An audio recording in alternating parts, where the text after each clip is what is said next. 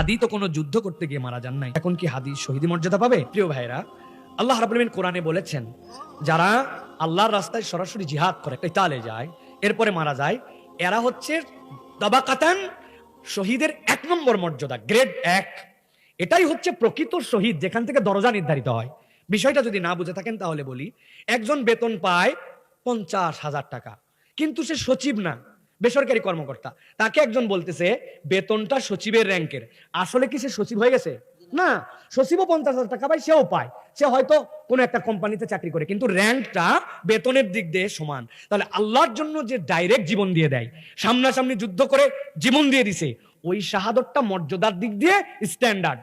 আল্লাহ নবী এর পরে বলছেন, কেউ যদি নিজের সম্পদ রক্ষা করতে যে, কেউ যদি অধিকার রক্ষা করতে যে, ডাকাত বা অন্য কারো দুষ্কৃতিকারীর আক্রমণে কেউ আগুনে পুড়ে যে, অথবা কোনো এমন একটা বিপর্যয়কর মৃত্যু যেই জায়গাতে সে প্রাকৃতিক বিপর্যয়, তাহলে আল্লাহ তাকে শাহাদতের দরজা দান করে দিবেন। সুবহানাল্লাহ বলেন। কিন্তু ওইটা আলাদা আর এইটা আলাদা। সেই হিসাবে বলবো, সে তো যুদ্ধ করতে যায় নাই, কিন্তু ইনসাফের পক্ষে ছিল, দ্বীনের পক্ষে ছিল, আল্লাহ রাসূলের পক্ষে ছিল, কোরআনকে পছন্দ করত, হাফেজে কোরআন ছিল, কোরআনের সিনার মধ্যে কোরআন ছিল। এইগুলার কারণেই বিরোধীরা তাকে টার্গেট করে ফেলছে। আধিপত্যবাদ বিরোধী, ভারতীয় আধিপত্যবাদ যারা আমাদেরকে খুবলায় খেতে চায়, তাদের বিপক্ষে কথা বলতো। টার্গেট তো তোমাকে আমাকে করে নাই, করছে এইগুলার কারণে। এইগুলা প্রত্যেকটার সাথে দিন জড়িত ছিল, তার নীতি নৈতিকতা জড়িত ছিল। এই হিসাবে হাদিকে আল্লাহ রাব্বুল আলামিন আশা করছি আমরা শাহাদাতের মর্যাদা দান করবেন। আল্লাহ যেন কবুল করেন, বলেন আল্লাহুম্মা আমিন।